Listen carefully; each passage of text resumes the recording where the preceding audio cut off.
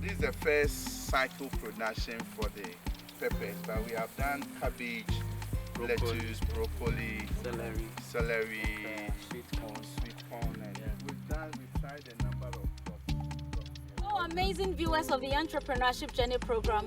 Today is a beautiful and an inspiring moment for us and for you, because this guest we've been chasing him for like a year, and he's going to share his amazing story, how he grew up, his career life, his journey into entrepreneurship, the impact he's making, and what you can also pick from him.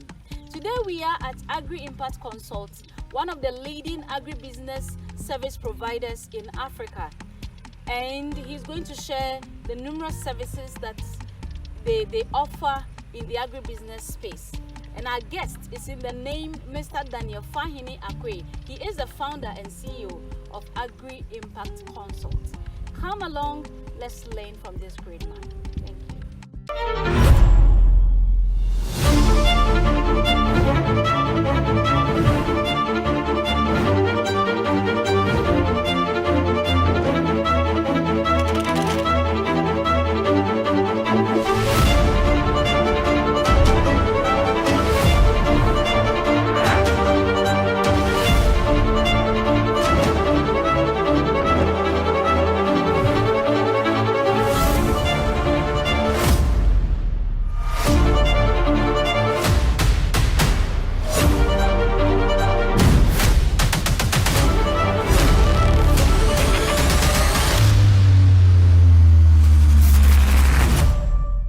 My name is Adutwumwaa. I'm the production manager for Agri Impact Consult. Basically, my duty is to train people in greenhouse vegetable production. For this particular UK project, I'm in charge of training of beneficiaries as well as enterprise development officers. I also make sure that every cluster have seeds, fertilizers, and also hold training sessions with the technical team. Now, production starts with after the construction of the greenhouse. We start with something we call buffering, whereby we take out the salt in the cocoa pit that we use in growing the crops. After the buffering is done, we nurse our plant. If it's tomato, you are looking about 4 weeks after nursery. Then you transplant. If you transplant for tomatoes, you start harvesting 8 weeks or 2 months after transplant. For our 640 square meters, if you do tomatoes, you are looking at an average of between 4.5 to 6 tons of tomatoes per cycle, and you are able to do 2 cycles a year. That is what basically goes to on the production.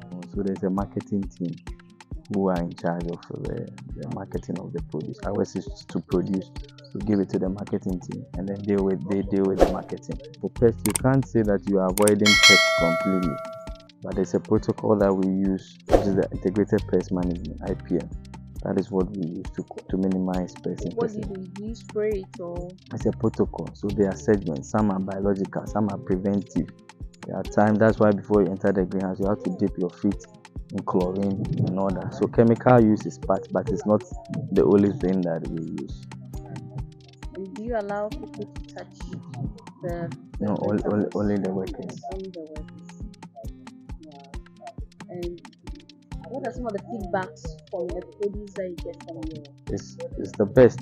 Our tomatoes can stay sometimes 3 to 4 weeks without refrigeration. Wow. Because we make sure that it goes through standard. Everything that we do, it goes through the best. Yeah. And how long have you been here? 9 years. You've been here for 9 years. 9 and counting. Yeah. That's amazing. Nice talking to you. Nice having you around. We tried growing tomatoes here. We did not succeed because of nematodes. Now we have applied a lot of biological nematicides to see if we can win with the peppers. Then growing in the soil is also easier and cheaper than in the cocoa pits. So there are places that the soils are already fertile. It's an issue of protecting insects.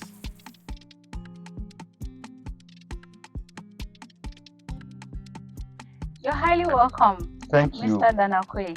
Thank you, Esther. It's been Over 1 year, I've been tracking you to get you. It's normal. I understand you perfectly. We can't sit at one place, always on the move. Exactly. Yes.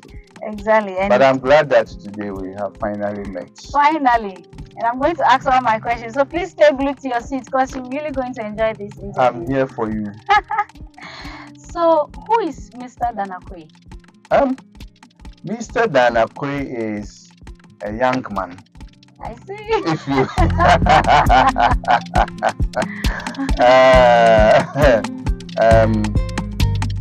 grew up in Sunyani, born in Apegusu in Akwemu, Eastern region. Had my education, most of my education in Sunyani. Went to KNUST, first degree. Did EMBA at Legon. Now with 4 agribusiness companies. Wow. So ACQUAYE is someone who is trying to make impact on young people using agribusiness as the vehicle. And I cannot introduce myself without also mentioning that I have a wife,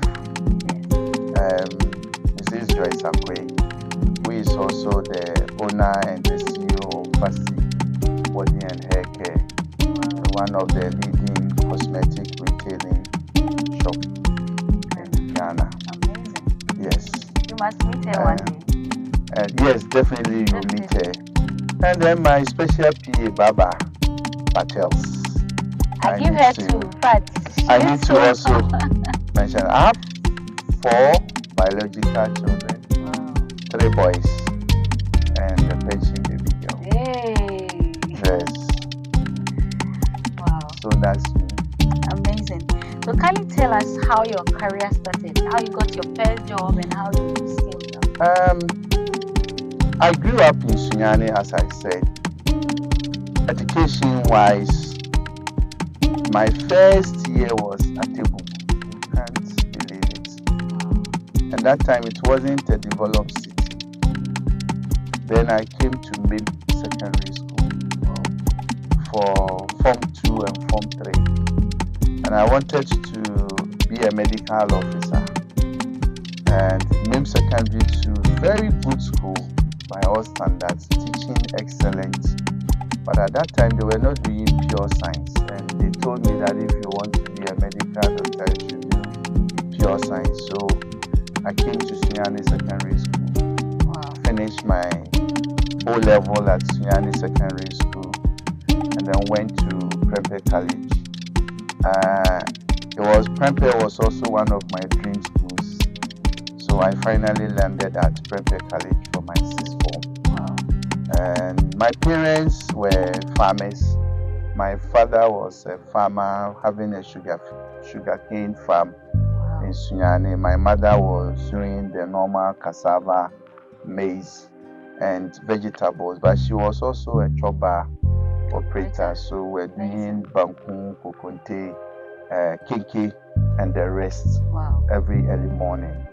And sometimes Here in Accra? no, in Sunyani. Wow. So I moved to Accra after I had finished my first degree at KNUST, BSc Agri. The National Service brought me to Accra. I did my service at the Ghana Export Promotion Council and for 1 year. And then after that, business started. Wow. So after your national service, you didn't work again? No. What happened was that when I was doing my national service, I teamed up with some colleagues and we established a pawpaw farm. So we had pawpaw farm. We were growing and exporting pawpaw to Europe. After national service, but I would say that the national service was a very good platform for me to launch my career. And I keep advising young people, when you go to a place for your national service, don't take it for granted. I worked so hard at export promotion to the extent that They were even finding it uncomfortable and uneasy to introduce me to clients as a national service person. Wow. So anytime people come there, because of the way I became competent in the export procedures and the things they do, even at national service, they used to introduce me as an export development officer. Wow. So I learned a lot, and let me say again that when I started service, you know that most public sector, 5 o'clock, everybody is trying to rush home. And there was so much traffic. I was living at Kwashiman. There was so much traffic from Tudu to Kwashiman. By the time you will get to La Paz and get to Kwashiman, it takes you about 2 to 2.5 hours. So whilst people are rushing to go home, I'll go and sit at the library. And you had a library in the office? No, library, the Export Promotion Council library. Wow. So I'll go and sit there and read. I will read till the cleaners come, finish cleaning, and they close and they are going back. That will be around 7:30, 7:45. So then I close with the cleaners. At that time, there will be no traffic or less traffic in town. In 30 minutes, you're home. I'm home. Probably reach home with the same people who left around 5 p.m. Wow. But I have learned a lot. I was getting old files, reading about communications that have gone on, things that they are doing, people who are looking for information, profiling of companies, how to do farm assessment and all that. I was reading a lot. Then I will pick a lot of the international market requirements for certain commodities, and then sometimes I make photocopies and go and put the documents in my house, and I will be reading. So I really educated myself when I was doing national service. And something surprising, when we finished university, those times we used to finish in June, and the national service will start October, November. So you have July, August, September, and sometimes October before you start your service. That time I came to Accra to learn mushroom farming, snail farming as well.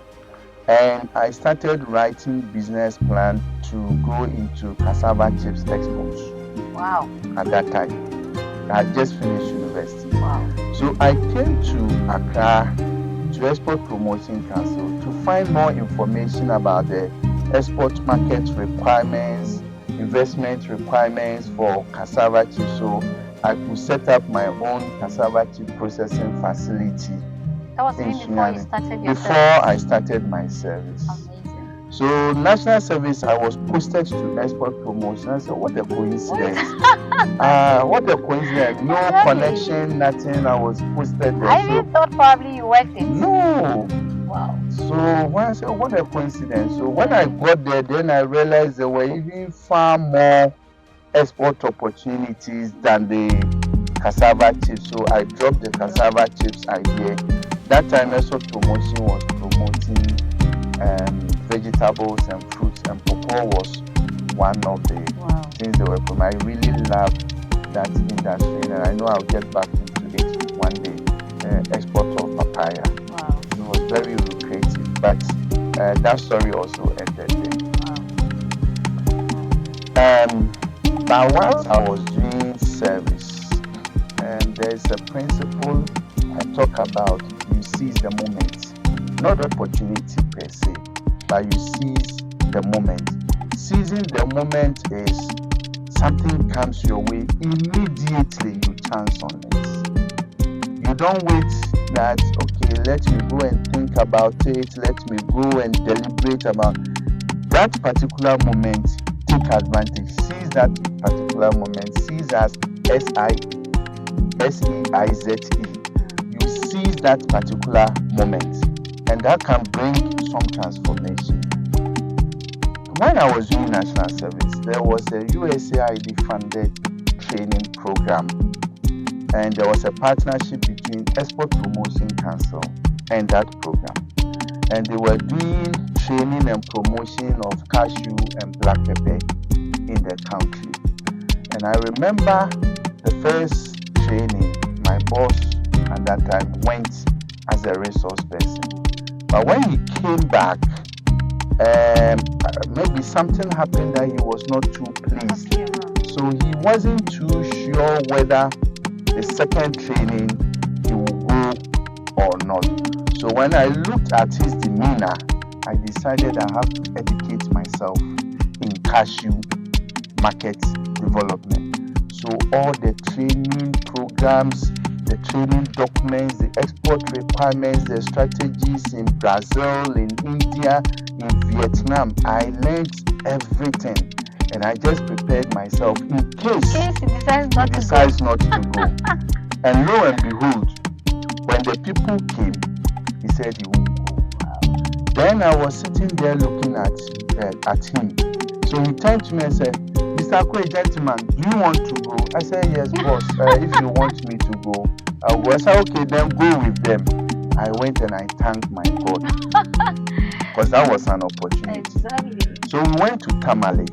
When it got to my time to do the training, all the resource persons came to the room because they were not sure whether I could deliver or not. But I know I delivered.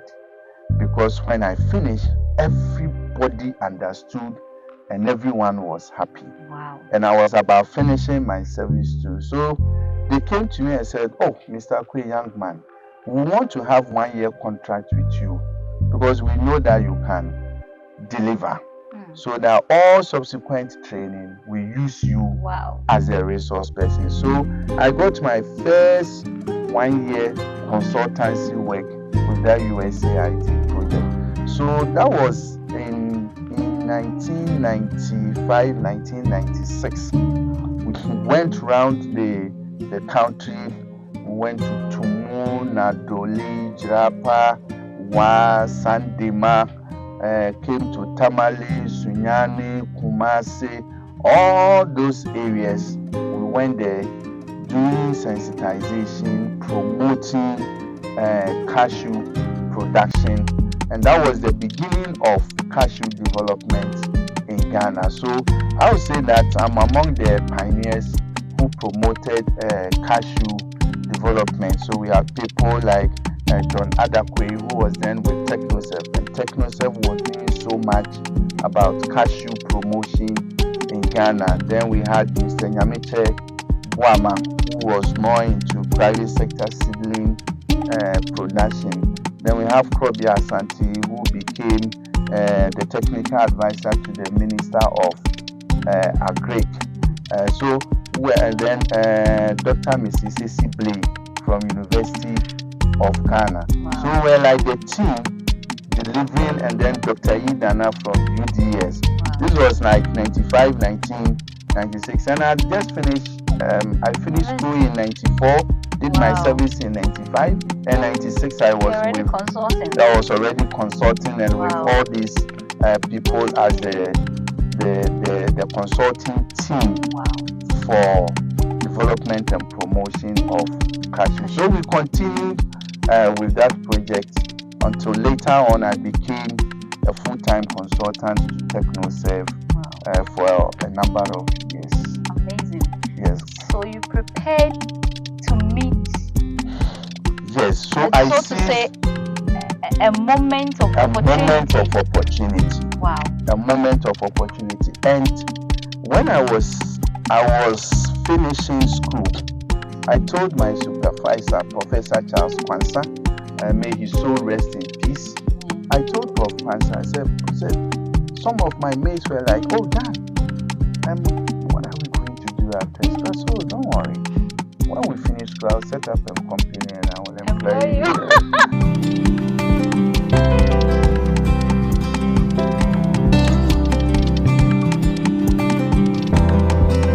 So you are still on the Entrepreneurship Journey Show, and today we are at Agri Impact Consult, and we are with Mr. Daniel FAHENE ACQUAYE. And I know you're already enjoying this wonderful inspiration story of his life, and how he got to where he is now. We'll be right back.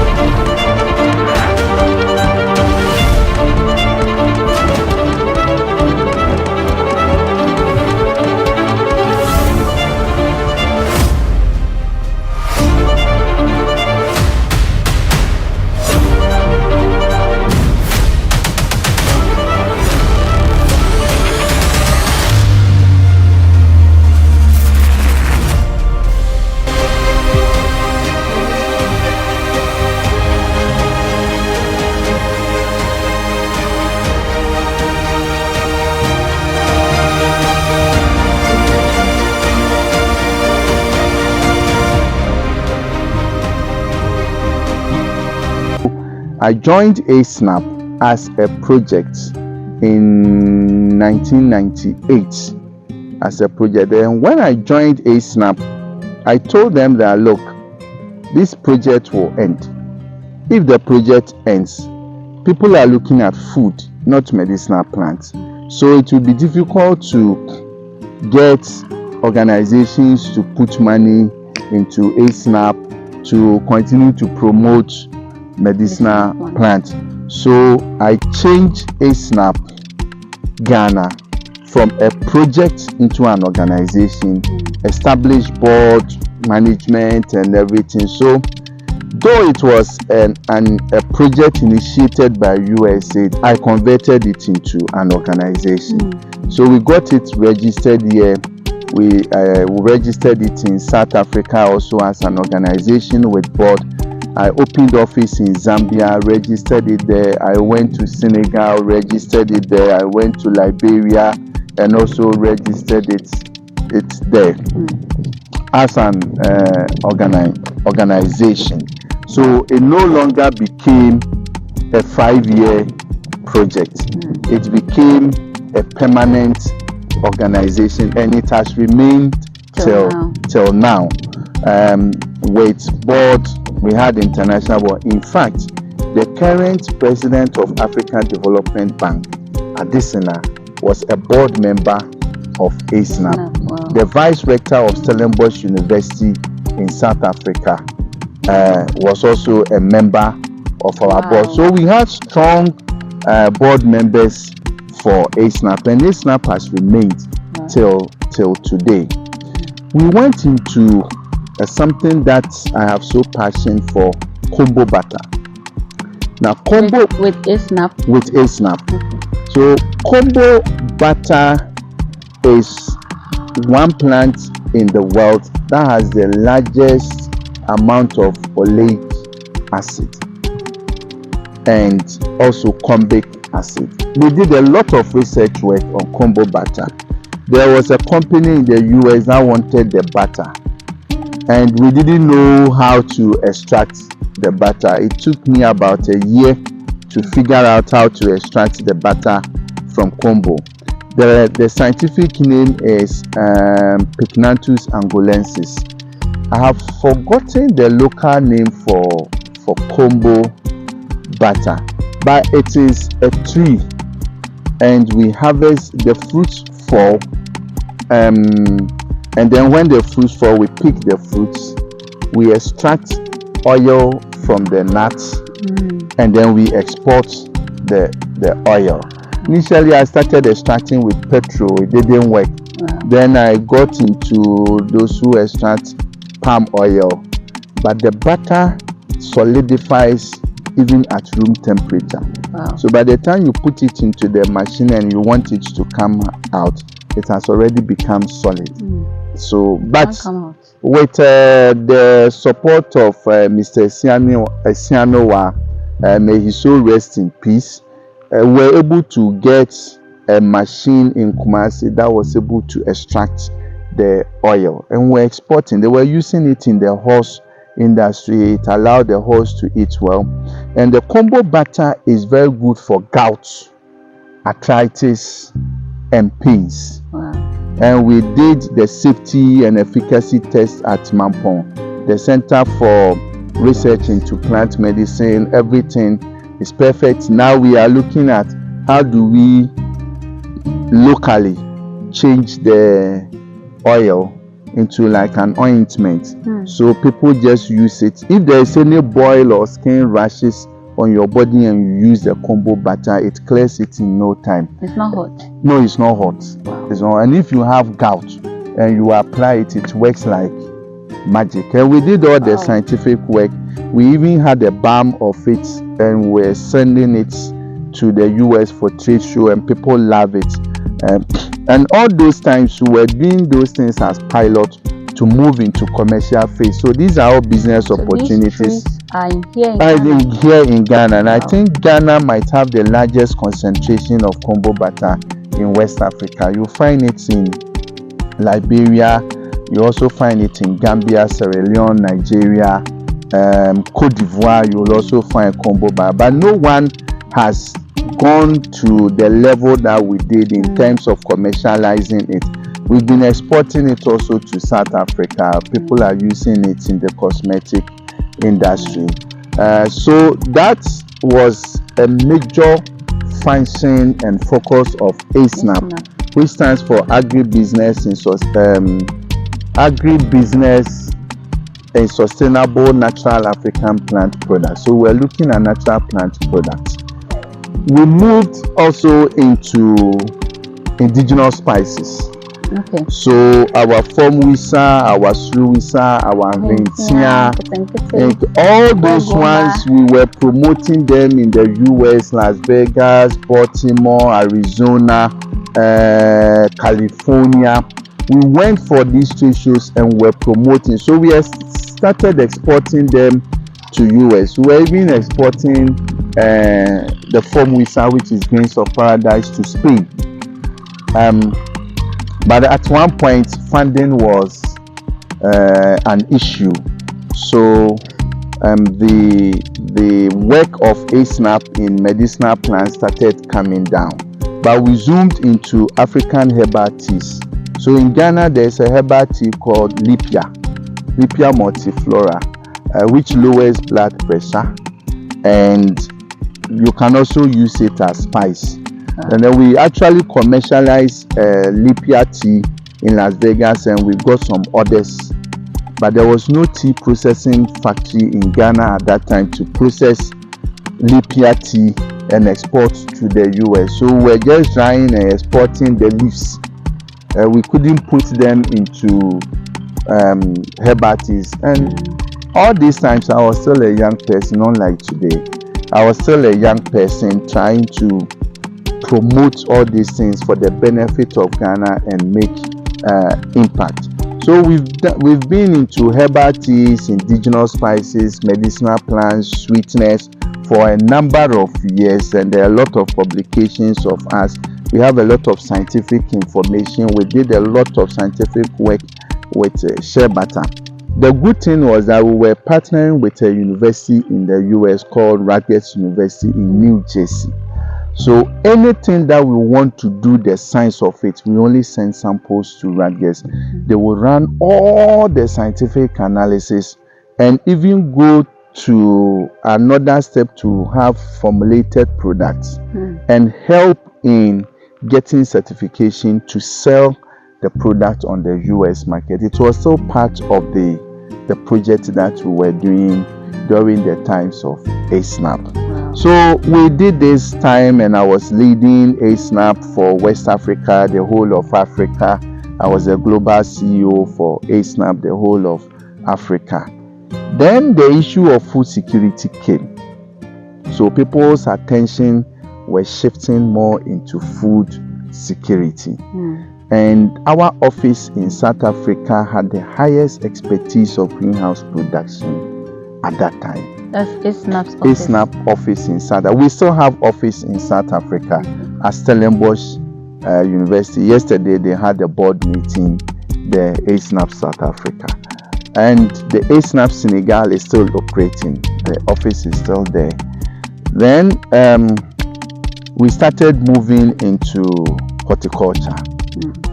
because there was a lot of attention on horticulture. So that's where our greenhouse also came in, because ASNAP South Africa has serious expertise in greenhouse production. But before I end my experience with greenhouse production, let me also come into our consulting work.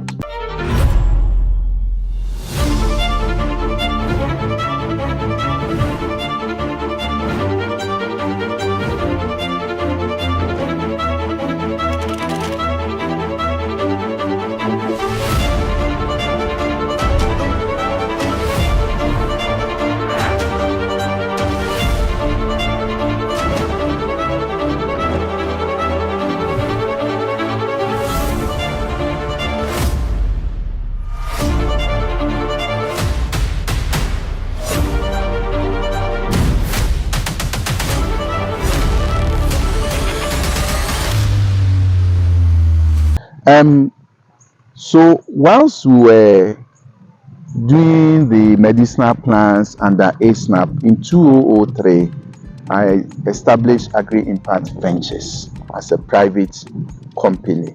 And the idea was that we'll pick the commercial aspect of ASNAP and turn that into businesses.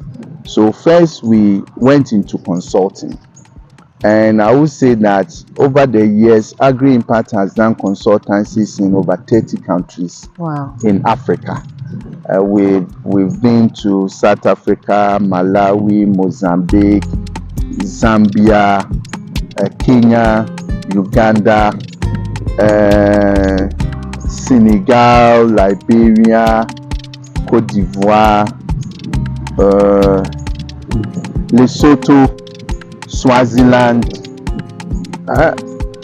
about 30 countries in Africa. We've been doing consultancies, and our consultancies have been in market assessment, agri-business project design, value chain analysis, value chain training. We are doing also what we don't talk about, business development, but what we don't talk about is our expertise in ATVET, agricultural, technical, vocational education training. And we have serious expertise in ATVET, and we're consulting for GIZ, NEPAD, AU on ATVET for Africa. So we have developed manuals on private sector partnership between ATVET institutions and private sector, the manual. We have done manuals on curriculum, competency-based curriculum development. We were doing a lot of training for agricultural, farm and technical institutes across Africa on how to sustainable development of training, vocational institutions, private sector partnership formation, stakeholder engagement, sustainability. We've done it. We also had a consultancy with AU to profile successful vocational education training across Africa. So we're in Kenya, Egerton University, to look at their incubation model. We're in Uganda, Gulu, to look at Gulu University community-based training models. We were in Songhai, Benin, to look at the Songhai model. We went to Nigeria to look at replication of the Songhai model in Nigeria.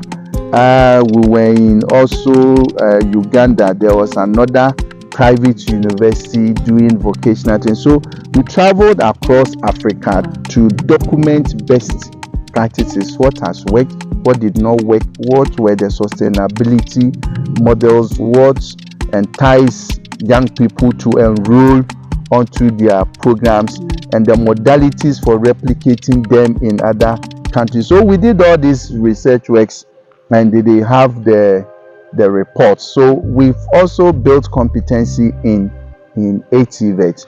When it comes to value chain, we've been doing value chain training for UNDP, some USAID projects. We've done that in Gambia, Liberia, Kenya, Senegal, Lesotho, Swaziland, and other countries. So we've really built ourselves when it comes to agribusiness consultancy across Africa. Our last consultancy with Lesotho was doing market assessment and designing a project for their wool and mohair industry. So we're in Lesotho for weeks talking to stakeholders, and we actually designed that program for them. And we have also been doing consultancy for the Tree Crop Development Authority in Ghana. We've done consultancies in 1D, 1F for Ghana Exim Bank. We do a lot of financial facilitation, getting private sector to access funding from financial institutions. We work with UNDP, USA, GIZ, Danish Embassy, Netherlands Embassy, companies from Spain, with a number of international, World Bank, IFC, AU, a lot of international organizations. We've done consultancies for them, 30 African countries that we have our footprints there as consultants. Then while the consultancies were going on, we were also managing consortium-based projects using value chain approach with Agri. So we did one project, SIPMA, under ASNAP with Agri, where we were looking at smallholder farmers, productivity enhancement and market access. We did it for soybean and maize. Okay, so you consult and you also we do project implementation. So we will have field officers who go to the field. We're working with over 100,000 farmers using FBOs, partnering with the Ministry of Agriculture. We had crop research, which was also providing training in seed. Then we're working with seed companies, agro input companies to supply improved seeds and agro input on credit.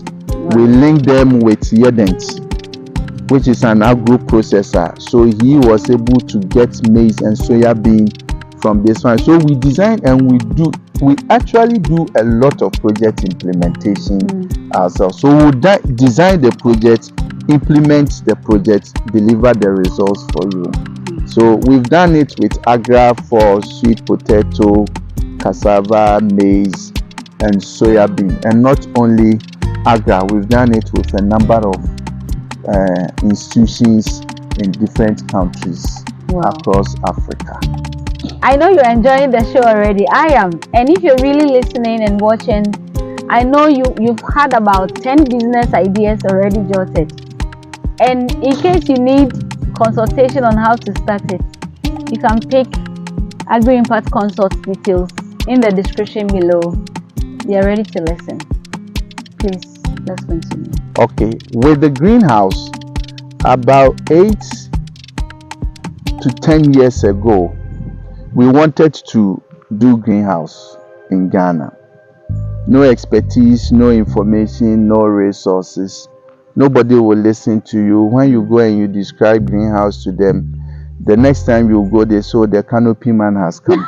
So that was the tag they gave to me. Oh, the Canopy-Man has come. I went to some area institution. I showed them the pictures of greenhouses and what we want to do. Also, oh, this is like the funeral canopy. So I said, oh my goodness. So that was how we started. So okay, we don't have money. Can we start using wood for greenhouse? So we had a place at Brekusu.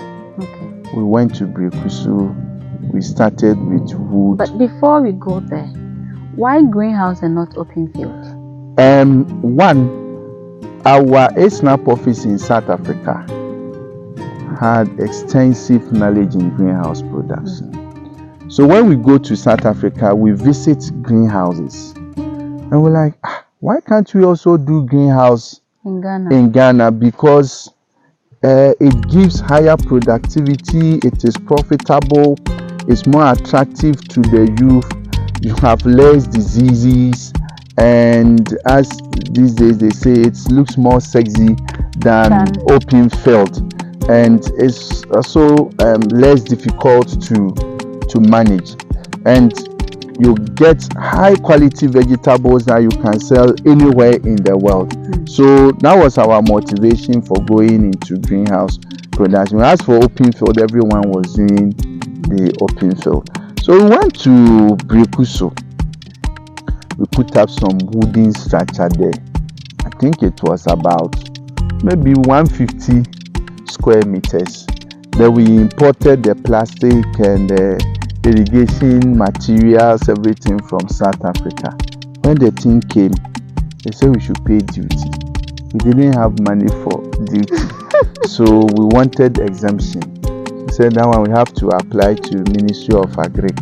We went to Ministry of Agri. By the time we got the letter for exemption, the demurrage was higher than the duty. So eventually we could not clear the items to start our wooden. So that ended the phase 1 of the story of our greenhouse. So okay, why don't we do the greenhouse technology in the open field? And that time I think I was the only one who has gone to South Africa to see greenhouse. So I was just describing it to my team. Then we all go to Brekuso. The first pilot we did with tomato, we harvested 2 bowls. Only two bowls. Very discouraging. Very discouraging. But we kept talking about greenhouse. I'll go and see ministers, directors of Agri. What was more worrying was when you go and meet and then you explain to them, they say, oh, this one looks good.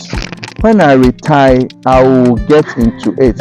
I said, no, please, I did not come here to discuss retirement packages for public sector officers. I'm looking for something that can transform our vegetable industry in Ghana. It's not if you want to go into it now. Don't wait till you have retired, because it is not a retirement package that I came to discuss. So it took a very long time. Fortunately, we got a contract with MOFA. It was Africa Development Bank funded project at Vapo, and they had greenhouses there.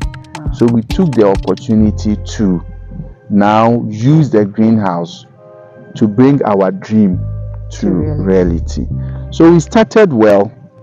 Then the Skills Development Fund came, SDF.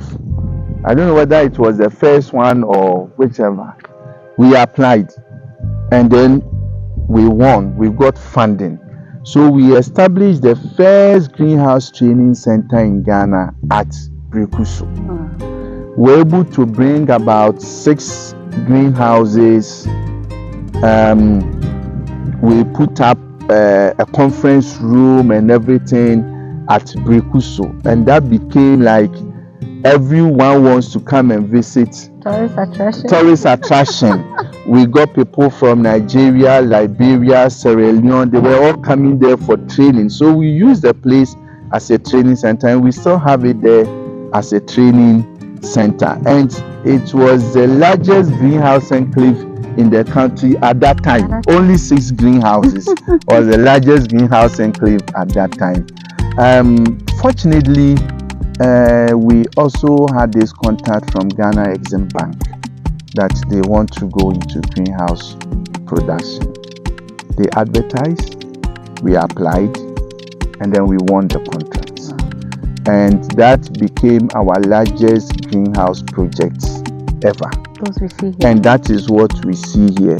So the first phase of the project, we are providing like from A to Z service. We also had a very good business partner in Spain, the largest greenhouse manufacturing company in Europe. It's called MSC, and they are based in Pamplona, in Sevilla, in Spain. I mean, we visit them all the time. They gave us the best quality with the best price. They could not match their price from any other companies that we wanted to bring the greenhouses from. And they also designed the greenhouses to suit our environment. And because MSC is located at the center of steel manufacturing companies, they are able to get the steel at manufacturer's price. So their prices are always better than the others. Then they said, okay, we are not just selling you greenhouse. We want to groom you into greenhouse production. So they come here, they look at how things are going, then they go and do modification for subsequent greenhouses, still trying to see how best we'll get the optimal greenhouse design for Ghana. So Exim Bank first funded us to bring the first greenhouse. We brought the greenhouse. We have our own engineers who do the installation. Trained here in Ghana? Trained here, our own engineers, Ghanaian engineers. That they do the so the first time they brought somebody from Kenya to come and help us with the installation, but he's the only one among a number of experts that we have.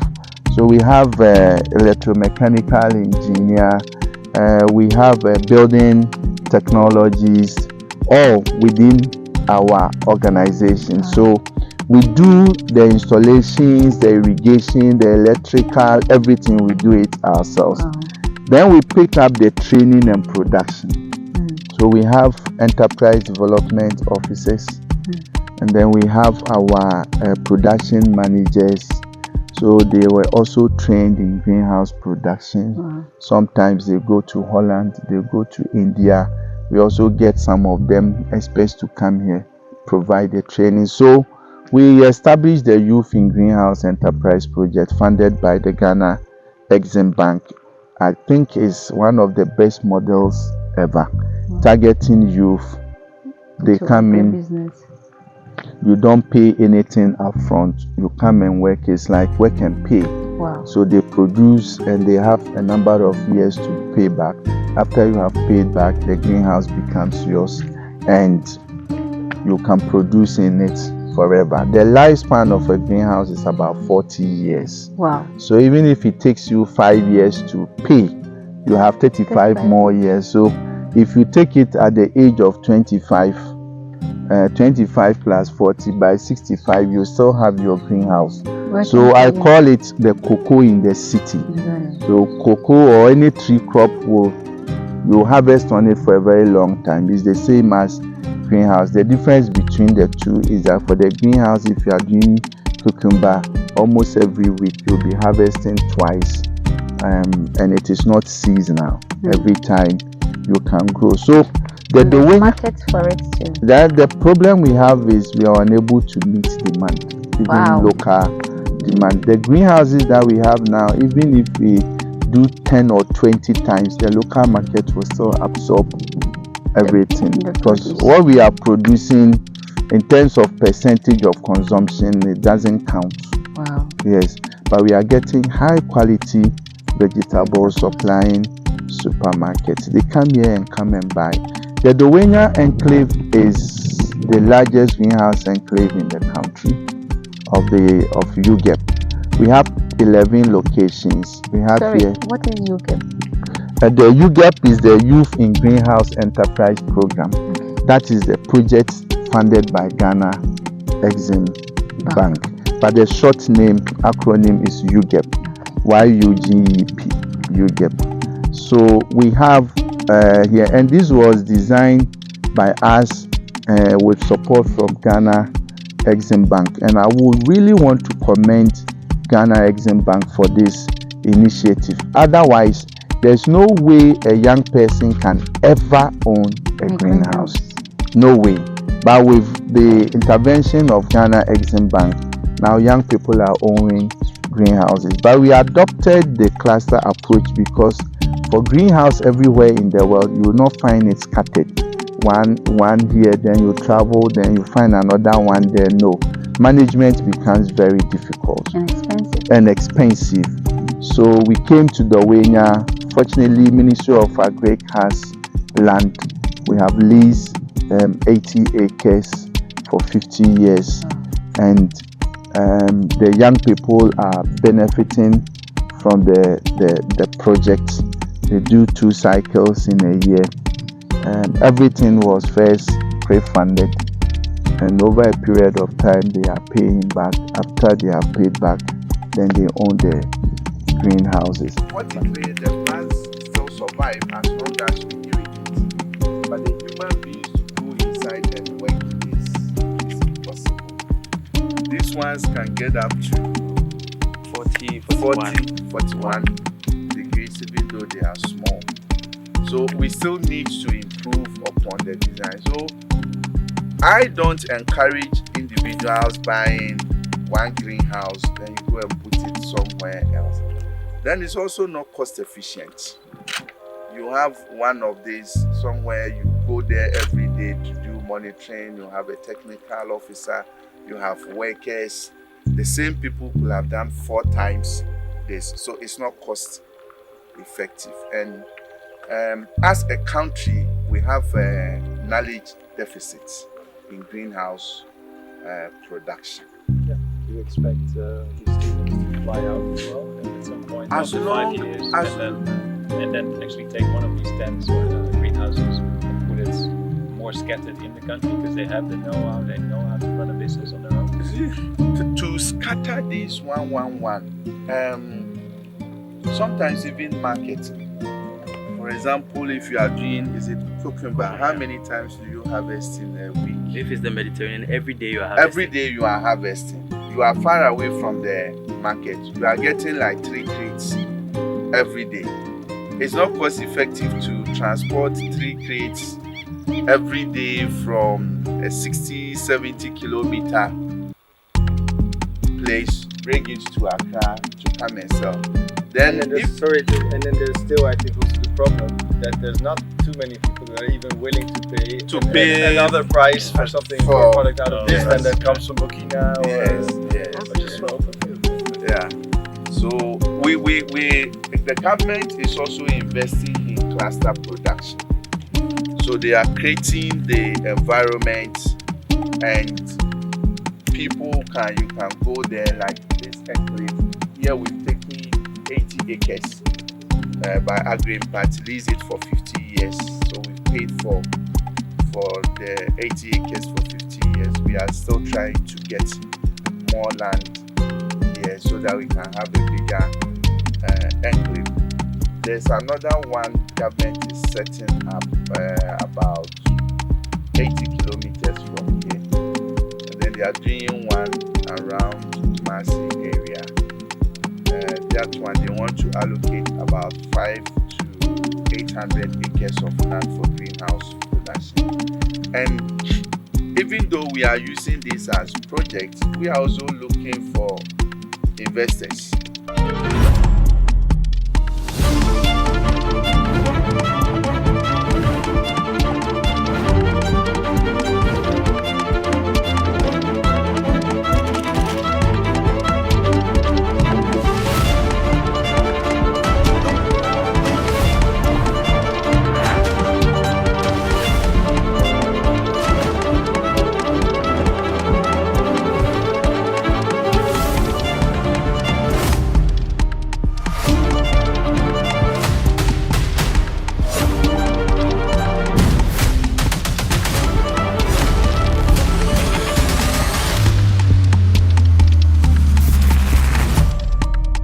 But the Agri Impact remains as the management firm. So it's like how people do apartment. We picked that model.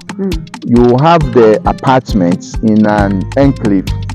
So you come and buy your apartment, you own your apartment, but there's a management firm that is managing that whole apartment area, electricity, sanitation, security, water supply, all those kind of things. And then every time, apart from you buying your apartment, you also have your monthly payments. That people buy apartment. If you buy your apartment, it doesn't end there. Exactly. You contribute to security, or you go to the mall, people have their shops and all that. So that's the same model that We have users, and that is to ensure sustainability. Otherwise, you come here one day and this whole place will be in a mess. Wow. So how does a youth qualify to own? One, normally Exim Bank advertise. They advertise in graphic. Okay. And then you apply. To them? Yes, you apply to them. So you don't select the youth? Then the two of us will sit down and interview the people. And then we will score. And then we'll do the selection. So the time of advertisement, we will all sit and do the terms of reference with them. They will advertise. All the applications will go to Exim Bank. We'll review, do pre-selection, then we do the interviews and all that together. Then once you are selected, they call you for one-on-one interview. So somebody will, you look at the CV and everything, and will say that you are pre-qualified unless you come for the interview. Then you come to, sometimes they come and you explain the details and he goes, he doesn't come back again. Then some also remain. Even at that time, we still don't assign any greenhouse to you. You have to go through 1 month of residential training, because there are some of them, as he's coming for the interview or is doing the training, he has gone for interview somewhere and he's waiting for feedback. So you'll be there before you realize he's gone. So you have to finish the training program before we assign a greenhouse to you. So the phase 1, all the greenhouses are done, 100 greenhouses. You have 10 at KNUST, 10 at UCC, 10 at Jukwa. You have 30 here. We have some at Chibi, then a Sojaman area, the Ejiso. We have a Bosomtri. So we have 11 locations for phase 1. We've brought another 100 greenhouses for phase 2. You see construction going on here. But still, it is the 200 greenhouses will not make any significant, not enough unless we hit the 1,000. Open for people to apply. Oh, I think anytime Exim Bank is ready, they advertise, and then people can, and they also put it on their website. We'll also put it on our website, and people can apply. If some people send requests to us, I mean, because they know that Agri Impact is managing, we add it and send it to Exim Bank. We don't disqualify those people. Yes. Institutions are also applying. We also want firms to get involved in the greenhouse. And if you also have your enclave, I mean, you can put 5 there. That 10 can serve as one enclave. So you don't need to come to the Dowenya enclave. It can also be set up there for you. Yes. Wow. So do you have a school that trains people who want to install greenhouses or want to farm in greenhouse? When we started, we do, as for farming in greenhouse, we use our Dowenya, our Brekusu training center to train. So we normally advertise on social media that we are doing the fundamentals of greenhouse production. After you have done that, you can come here too and do a detailed greenhouse training. As for installation, we first use national service people. When they come, we assign some of them to installation team, and then they learn. And those that are good, we retain them. Others can also set up and do installation for other companies. So is it only vegetables that can be grown in the greenhouse? For now, yes. In Morocco and other countries, they've started growing banana and plantain in greenhouses. Others do strawberries and blueberries also in greenhouses. But for Ghana, we are only focusing on vegetables. I've seen maize here sometime back. Was it? No, we planted the maize in our net house. Was sweet corn. We're trying to break a nematode cycle. So you plant the sweet corn and then you break the cycle of nematodes. The net house we grow in the soil, but for the greenhouse we grow in cocoa pits. So how do you manage to ensure that it's still always operational, the greenhouse? We consider it as business. So if it is business, it must turn profits. But I will say that it has not been easy, especially you are working with young people, limited experience, no resources, and they have a lot of needs and certain type of lifestyle. So, if you put all together and say you are managing them, here we came, accommodation was an issue. We've gotten a hostel, so some of the young people stay in the hostel. Agro input we used to pre-finance and we deduct from their sales. Now we've asked them to buy their own agro input, but we have a marketing company, so the service that we provide is end to end. Bring the greenhouse, do the installation, do the training, provide agro input, support with management, buy from you, deduct your loan to Exim Bank, deduct your cost, give back the balance to you. Wow. Yes, so end to end. So it's not like I have produced and I can't find a buyer. We have fresh logistics that buys produce from all the greenhouses that we have in the country. Amazing. So marketing is sorted. Wow. So what is the size of one greenhouse, especially the ones owned by the beneficiary? We call them it's 640 square meters. So that's a little less than a plot. A plot. Yes, that we use for our houses, 640 square meters. And you'll be surprised that some of them are able to generate more than 100,000 Ghana cedis from one unit in a year. Wow. Yes, more than 100,000 Ghana cedis. Wow. In the olden days, we say 1 billion. 1 billion. So 100,000 Ghana cedis from 640 square meter. I don't know. And they grow only twice. Twice in a year. And I don't know which other crops that can give you. Yes, that can give you 100,000 Ghana cedis on a quarter or less than a quarter of an acre land. A quarter of an acre land. So if you put together 4 and it gives you 1 acre, then you are talking about 400,000 Ghana. So if someone wants to own but probably is working, can he apply and get someone to manage it? Even now, some of the young people have employed farm hands, yes, who are working for them. So, and it's still part of going through the process, but we are also trying to modify the design or add to the design. So a time will come that we can say that, okay, we have 100 greenhouses at Dowenya. If you are a firm and you want, you can come and buy, and it can be managed for you, or you come and manage it yourself. We don't want the greenhouses scattered, one here, one there, one here, one there. But if it is in an enclave, like your company can decide to come and buy 10 for people who will be going on retirement in the next 5 years. So if it is 10 and they take 5 years to pay, or you pay for them and you decide to do deductions from whatever, in 5 years time they will go on retirement, they will have finished paying and they will still have 30 more years to enjoy. Or your middle management people, it's a package for you. We are getting you 1 greenhouse. In the next 5 years, we'll be deducting it from your benefits. After the 5 years, it becomes your property.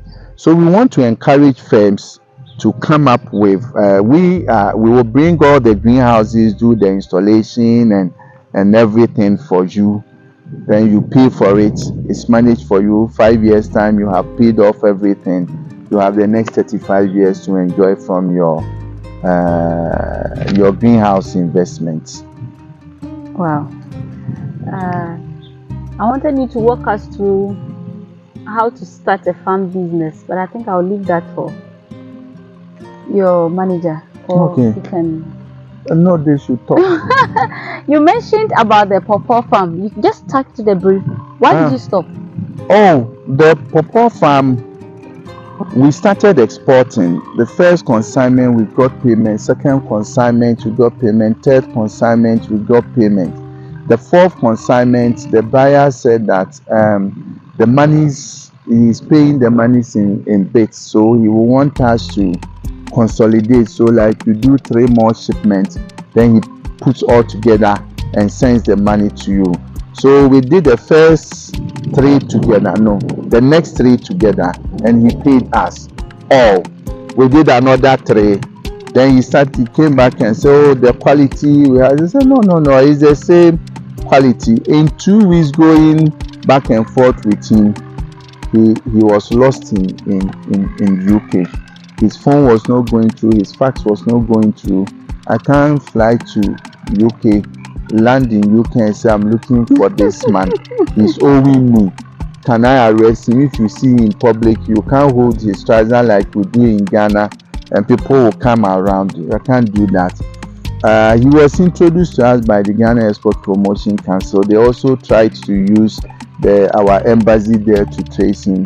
We could not trace him. So that collapsed that day. So, and at that time too, pawpaw was not popular. I mean, locally to buy pawpaw was not. So when you call the woman from Aboblosi to come and buy, the price that they'll give it to you, you will wish that you dash it to them. Unlike today that you can even buy pawpaw for 5 cedis or 10 cedis. Those times when they still come to your farm, they want they're everything. If you are not careful, you even add some money to them to take your pawpaw away. But later export promotion put a team together, so we're doing consolidated shipment to Sweden, and that was also fetching us money, but it was not enough. We get a number of visitors coming here to look at the enclave, the model we are using, the impact, how Exim Bank funded it, the partnership we are having with the Dutch embassy and other Dutch companies, the Spanish embassy and the Spanish companies.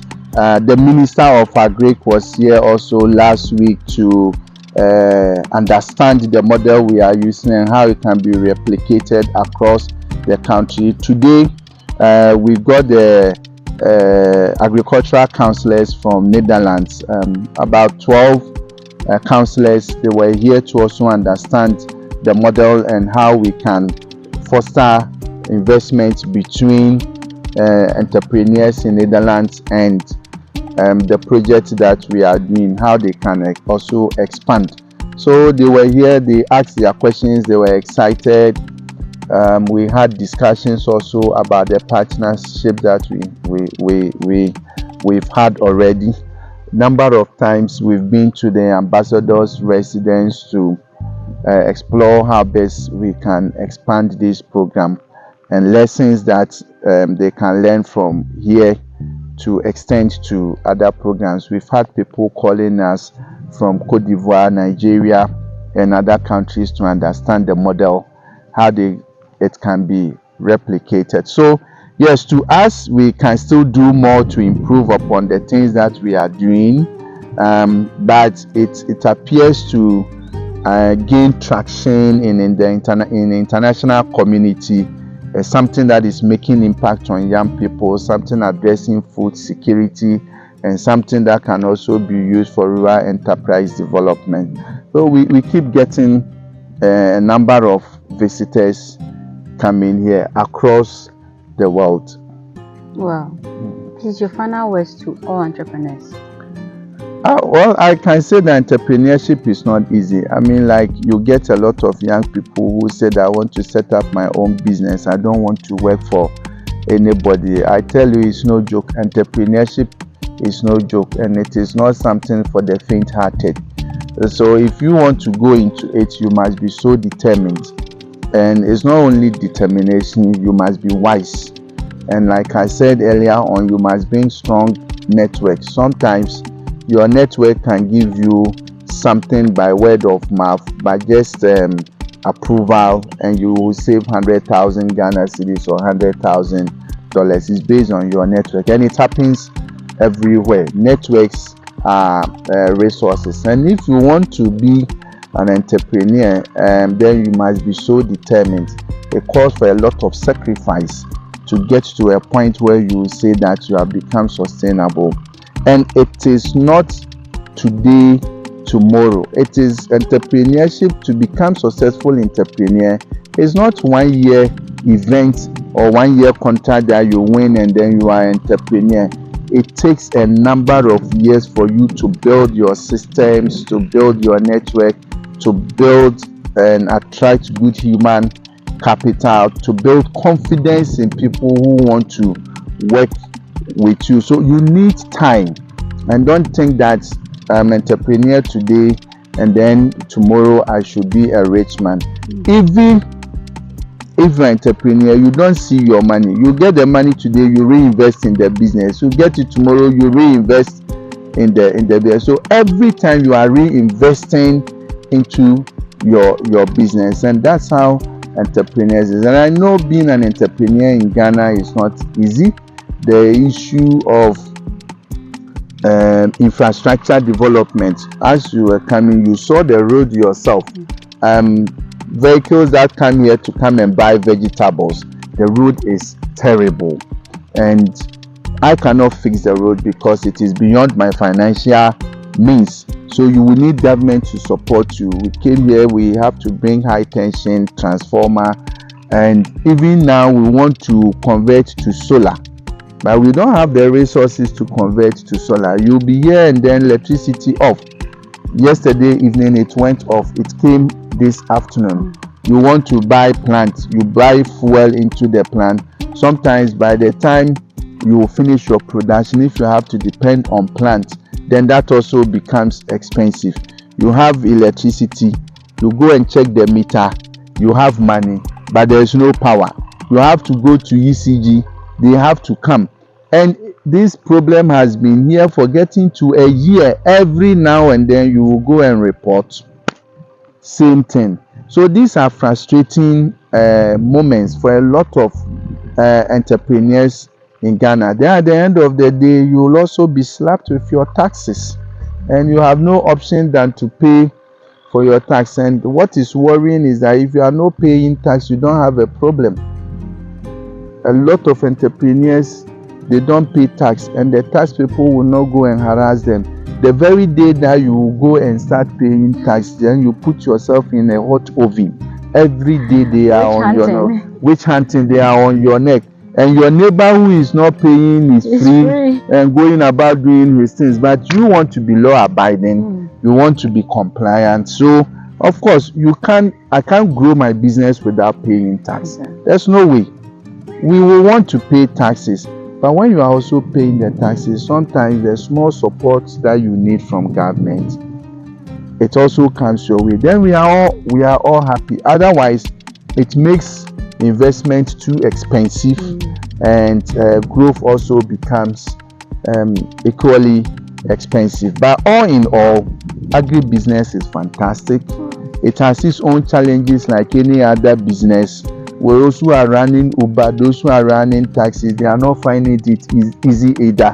So we should minimize how we escalate the frustrations and the risk in agri, because it is equal among all other. What is risk free in Ghana is when you put into treasury bill, then it's risk free.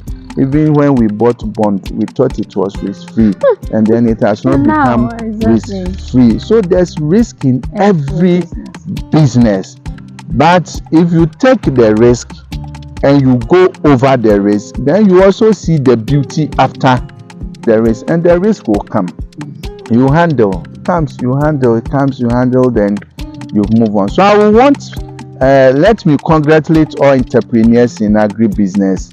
They are champions and they are warriors, and they have done well.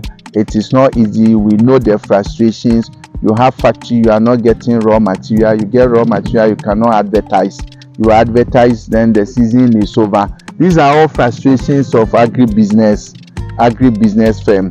They go and give money to farmers to produce for them. They produce, then they bypass and sell to other buyers, so they don't get their monies, their raw materials back. These are frustrations of entrepreneurs in Ghana. And what betides you if you take that person to court? We have issue at court. Somebody comes to steal. The person has taken us to the place. We have retrieved some of the items from the person. The person say, yes, I stole here. So we've gone, we've retrieved. 2 years, we continue to go to court. Every time go to court adjourned. Which entrepreneur has this time? And if you don't also see this thing to the end, then people will continue to steal, because they know that after all you cannot go to court. But how do you spend 2 years to chase one person when the person himself has even taken you to places where he sold some of the items and you have confirmed? 2 years we continue to go to court. And I keep saying that a lot of the frustrations of entrepreneurs in Ghana are because of our law enforcement agencies, and especially the court system. That somebody steals from you and you know that if you take the person to court, it's going to take you a year to retrieve 20,000 Ghana cedis. You will leave the person. Yeah. Then he has taken you. So if 5 person takes your 20,000, 100,000 Ghana cedis, it's gone. That could have paid for salaries for a number of people for a year. But because of the processes that you will go through, and what is worse is that the moment you get to court now, the case is adjourned. If they will adjourn it, why don't they even call you that don't come? So you waste your time and go and wait for your turn. They call the case now adjourn. Please, our legal system should also support SMEs in Ghana so that we can get justice fast enough. And that will also put sanity into a lot of the theft cases that we have in SMEs in Ghana, which is also very disheartening. It has been an amazing time with you, Mr. Daniel FAHENE ACQUAYE. In fact, we have been educated, we have been inspired, we've been taught, we've been directed, and we've been gained new business ideas. I know you're right away going to explore them. Like Mr. FAHENE rightly said, please make sure you get enough knowledge and then enough network in that idea you have so that they will help you nurse it and grow it. Thank you very much. We know you're very busy. Pleasure. Today has been like 10 years put together. Yes. Thank you for doing us the honor, and thank you for having me on the show. It's my pleasure. You're always welcome. Thank you so much. Thanks. Great.